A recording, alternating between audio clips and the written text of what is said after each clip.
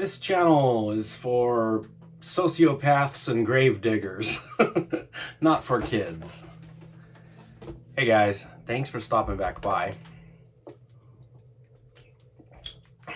So it is Friday night and I picked out two cool science fiction movies for me and Thor to watch tonight, a double feature, and I thought I would tell you guys about them.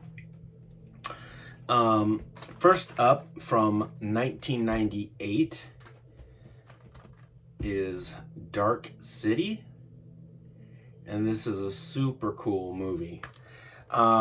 This was done by Alex Proyas, the same director that did The Crow, the original Crow movie, the good one.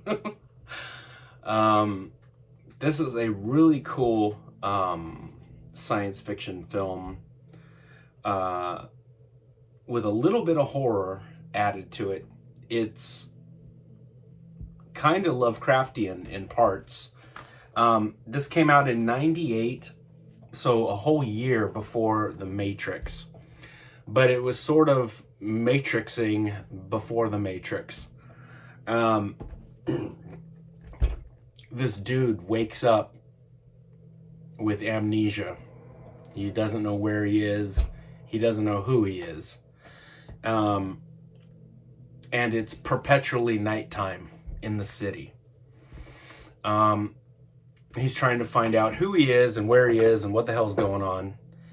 And there's these cool looking dudes that show up called the Strangers.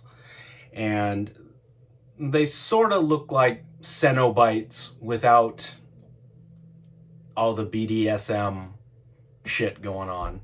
Like they're all bald dudes in like long black trench coats, and they've got like fedoras, and yeah, they basically look like Pinhead without the pins. Anyway, these strangers show up, and when they do, everybody just sort of falls asleep. Everything just freezes, and they'll take the people and they'll move this person.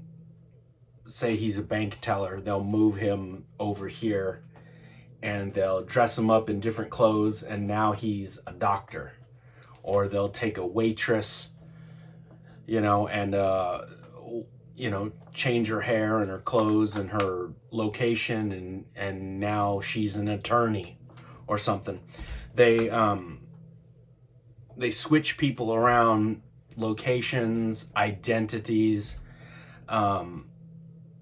Basically the entire world is fake, and it's being orchestrated and puppeted by puppeteered by these strangers. So this dude that wakes up with amnesia, that shit's not working on him, and he's trying to figure out what's going on. And you're on this journey with him to find out what's going on. And it's very cool. But this was an entire year before The Matrix, and it is sort of telling almost the same story, where reality is not really reality. You have to dig deeper to see that this is all just bullshit put in front of us, that these lives, it's not real.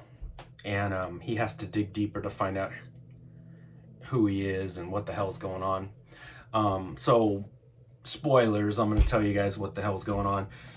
But I mean, this came out in '98, so shit, you guys should have all seen it by now.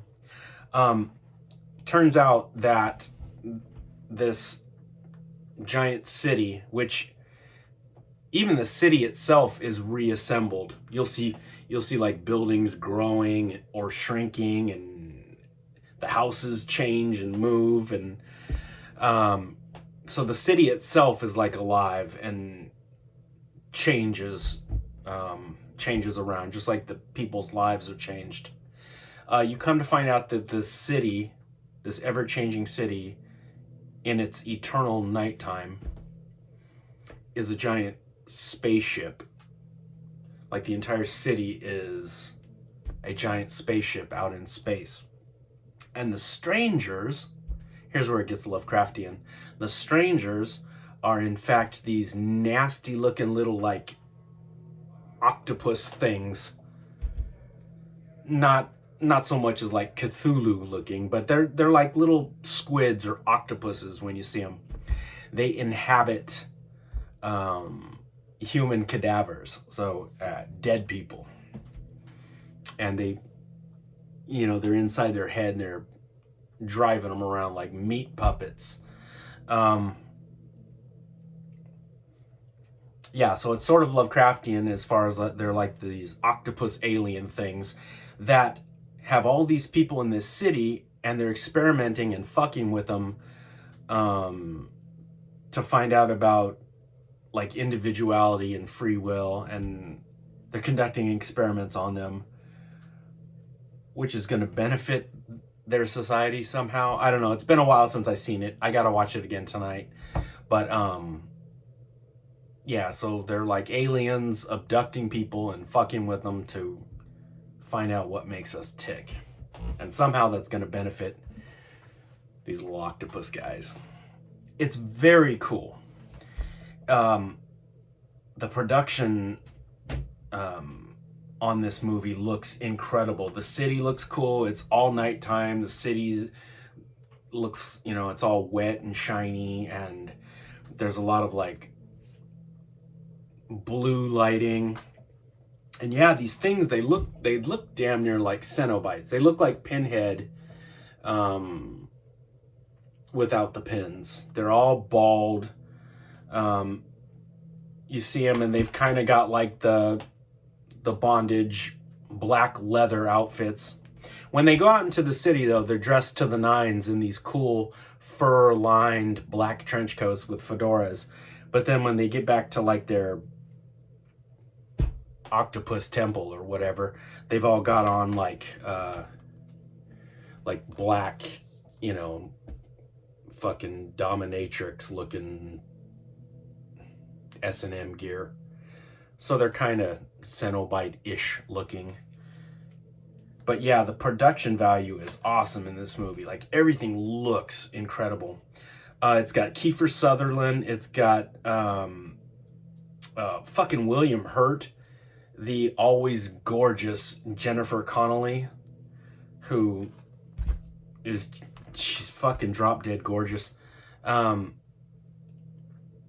This movie and probably The Rocketeer are probably when she looked the hottest. And then that one like stupid teen movie that came out where she's like locked in a Target all night, and she's like riding that fucking that those like little horses that you put a quarter in, and they for little kids. She's riding one of those, and she looks like she's fucking the horse. She's always been hot. Anyway, I went off on a Jennifer Connelly tangent there. Richard O'Brien, Riff Raff from the Rocky Horror Picture Show. He plays, you know what, let me look at the inside cover. He plays, that's him right there. That's how they look when they go out amongst the city. They've got like these really cool black trench coats that are sort of like fur lined, and they've got fedoras. This little guy though, he's got a bowler hat, kind of like Alex in A Clockwork Orange. But yeah, Richard O'Brien, he plays this really nasty stranger. Very cool. This movie is super cool, and it doesn't get talked about enough. I don't know why. There's Jennifer and Rufus Sewell.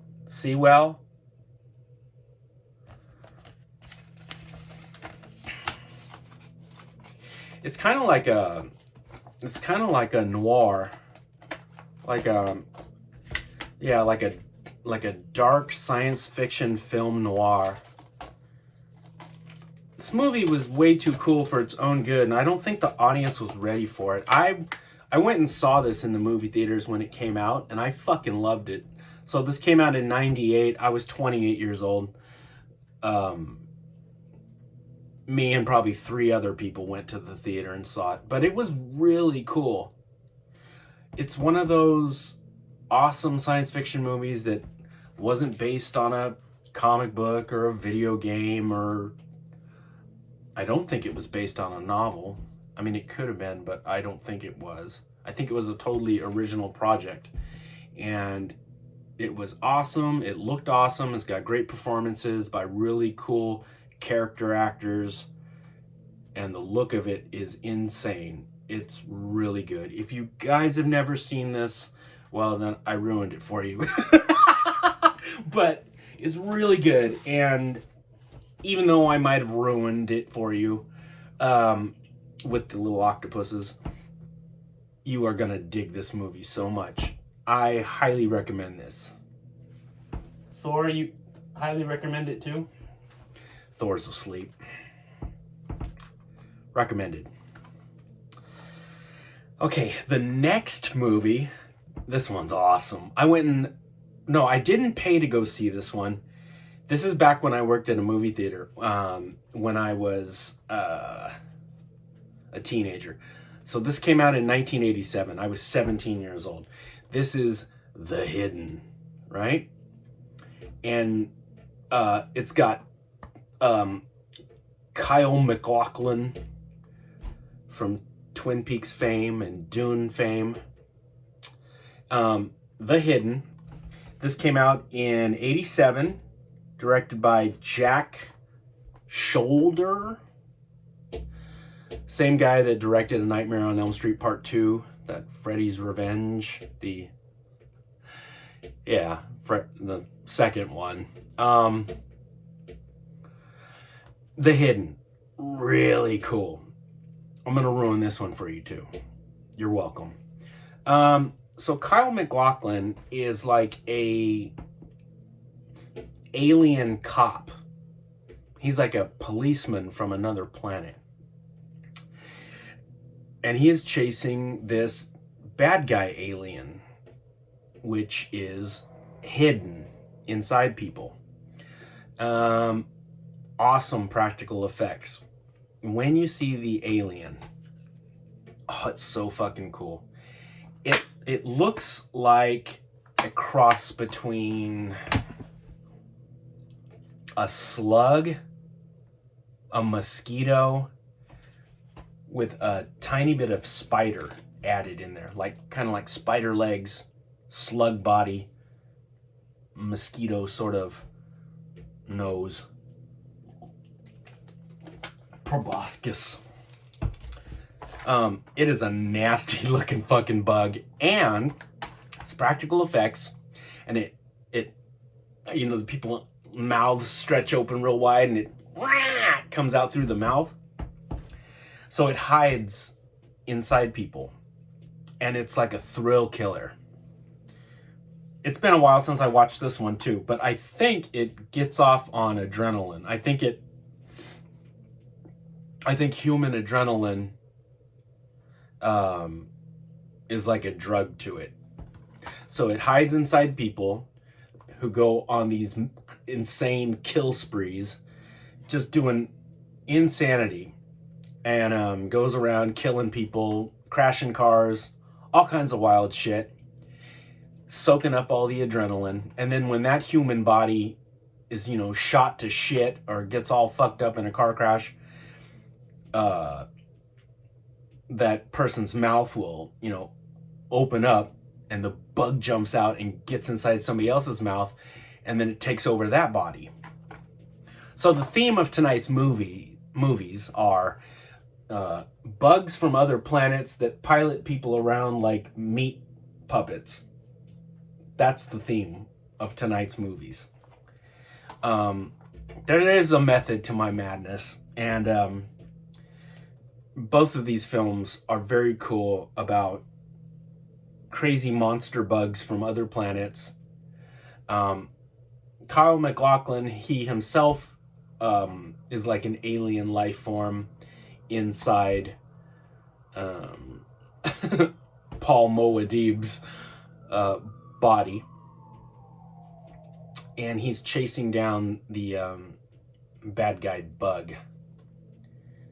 This movie is so much fun. Dark City looks better, production value wise, and soundtrack wise, and probably performance wise. But I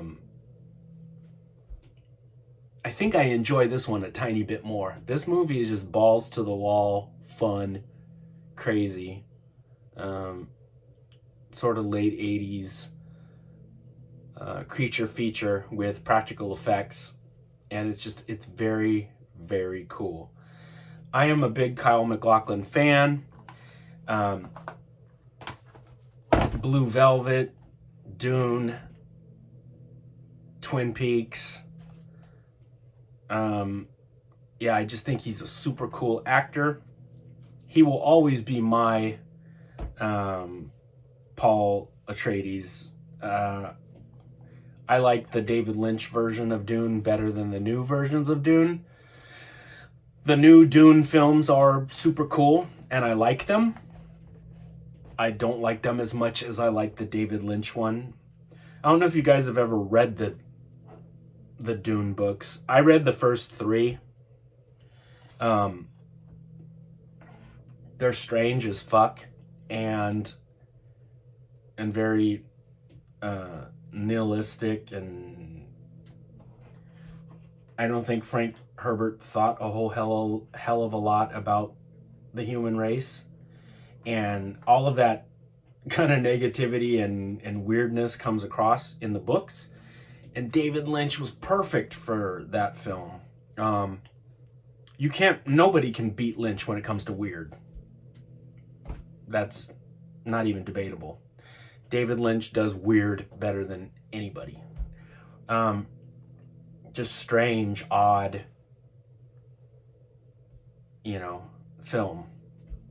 The new Dune films look really cool, and there's a lot in there, and they've got their blessed ornithopters for everybody that cried about them not being in the Dune versions. But I like the sandworms better in the David Lynch one. I think the sandworms look cooler. And I think Kyle MacLachlan makes a better Paul than that new kid. There's a lot in those new Dune films that I think is cool. I like both of them, but I will always like that David Lynch version more.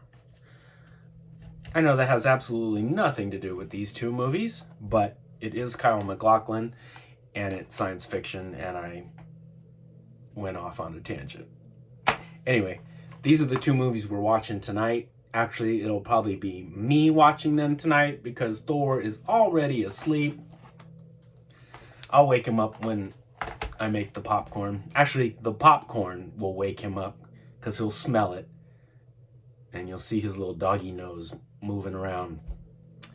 And he'll wake up, and he'll look at the TV for a little bit so Daddy can give him some popcorn. And then he'll be ungrateful and go right the fuck back to sleep. But that's okay. Anyway, guys, those are 2 really cool science fiction films that you guys should check out. I don't see them talked about a whole hell of a lot, especially this one. This one gets some people talking about it, like it came out and a few people liked it, and then it went away, and then it kind of had a little bit of a resurgence where people started talking about it more. I don't see any resurgence with this one, but it should have.